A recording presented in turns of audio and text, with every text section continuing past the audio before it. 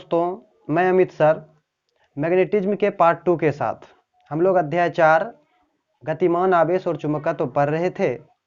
और इसमें हम बात किए थे कि इस चैप्टर में हमारे सामने जो है दो महत्वपूर्ण एस्पेक्ट आएंगे। और पहला जो एस्पेक्ट है वह कैलकुलेशन ऑफ मैग्नेटिक फील्ड, यानी मैग्नेटिक फील्ड का मतलब चुंबकीय क्षेत्र की गणना। और दूसरा जो एस्पेक्ट है हम लोग के सामने वह है कि इस चुंबकीय जो चुंबकीय क्षेत्र है, इसके कारण चुंबकीय जो बल लगता है उसकी गणना करना। तो सबसे पहले हम समझते हैं, चुंबकीय क्षेत्र की गणना करने से पहले हम ये समझते हैं कि ये चुंबकीय क्षेत्र क्या होता है। बच्चों, हम ये जानते हैं कि यह एक, जैसे मान लीजिए यह एक क्षण चुंबक है, नॉर्थ पोल साउथ पोल है। यह अपने चारों ओर एक क्षेत्र का निर्माण, यानी किसी चुंबक के चारों ओर क्षेत्र होता है। और उस क्षेत्र में अगर हम किसी अन्य चुंबक को लाएंगे तो वह चुंबक आपस में या अपने ध्रुवों के कारण वह आकर्षण या प्रतिकर्षण बल अनुभव करेगा। तो हम चुंबकीय क्षेत्र को परिभाषित कर सकते हैं कि किसी चुंबक के चारों ओर का वह क्षेत्र, यानी हम देख पा रहे हैं कि किसी चुंबक के चारों ओर का वह क्षेत्र जहां पर किसी अन्य चुंबक के चुंबकीय ध्रुव के द्वारा जब हम अन्य चुंबक को लाएंगे तो उसका भी नॉर्थ पोल और साउथ पोल होगा, तो उसके द्वारा आकर्षण या प्रतिकर्षण बल अनुभव किया जाएगा, तो उसे हम चुंबकीय क्षेत्र कहते हैं, यानी वह चुंबकीय क्षेत्र कहलाता है। यानी चुंबक के चारों ओर वह क्षेत्र जहां तक वह आकर्षण और प्रतिकर्षण बल अनुभव होता है वह चुंबकीय क्षेत्र कहलाता है।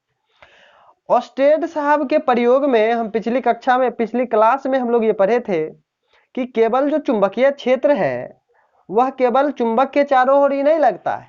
एक धारावाही चालक है जिसमें धारा अगर जा रहा है आई करंट, तो उसमें भी अगर आवेश गतिशील हो तो उसके भी निकट जो है वह चुंबकीय क्षेत्र का निर्माण होता है। यानी इसको एक तरीके से और हम परिभाषित कर सकते हैं चुंबकीय क्षेत्र को। और वह परिभाषा क्या होगा कि एक चुंबक या धारावाही तार या गतिशील आवेश, उसके निकट का वह क्षेत्र जिसमें रखे गए अन्य चुंबक या धारावाही तार या गतिशील आवेश पर बल लगता हो या बल का अनुभव करता हो, वह सभी क्षेत्र क्या कहलाएंगे? चुंबकीय क्षेत्र कहलाता है। अब बात करते हैं कि इस चुंबकीय क्षेत्र का एसआई मात्रक क्या है। तो बच्चे, चुंबकीय क्षेत्र का एसआई मात्रक टेस्ला होता है। टेस्ला वैज्ञानिक था, निकोला टेस्ला, उन्हीं के सम्मान में चुंबकीय क्षेत्र का एसआई मात्रक है। टेस्ला को हम लोग टी से सूचित करते हैं। टेस्ला को हम अन्य रूप में भी लिख सकते हैं। टेस्ला को हम वेबर प्रति मीटर स्क्वायर भी कहते हैं।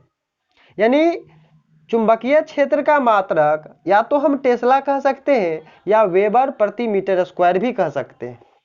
और या एक और मात्रक हम कह सकते हैं न्यूटन प्रति एम्पियर प्रति मीटर। अब आपको लगेगा ये कहां से आया?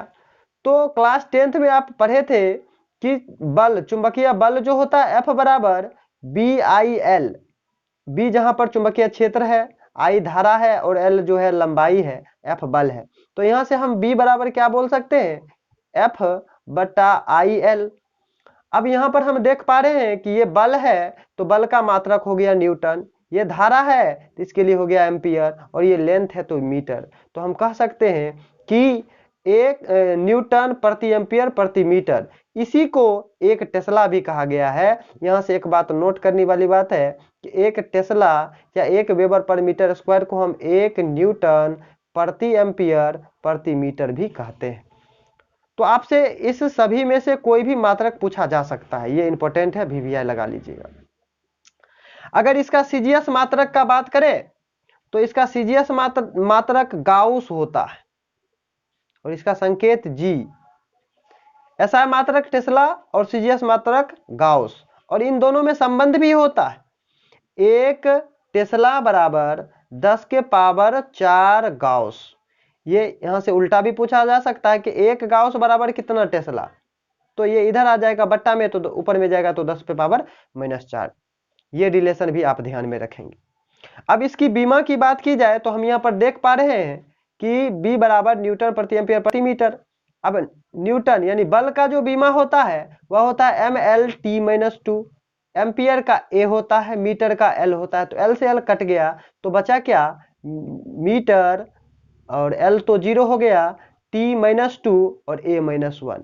तो हम बीमा बोल सकते हैं mL0 t-2 A-1, और इसे हम गुरु कोष्ठक में बंद कर देते हैं। अब बात आता है कि चुंबकीय क्षेत्र राशि कैसी है, सदिश है या अदिश है।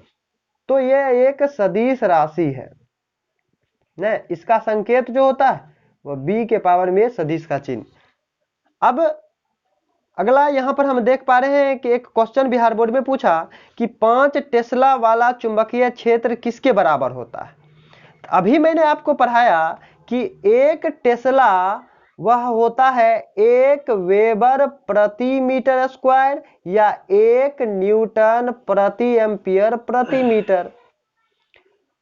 तो यहां से हमसे पूछा कि 5 टेस्ला बराबर क्या होगा, तो 5 टेस्ला बराबर हम बोल सकते हैं 5 वेबर प्रति मीटर स्क्वायर या 5 न्यूटन प्रति एम्पियर प्रति मीटर।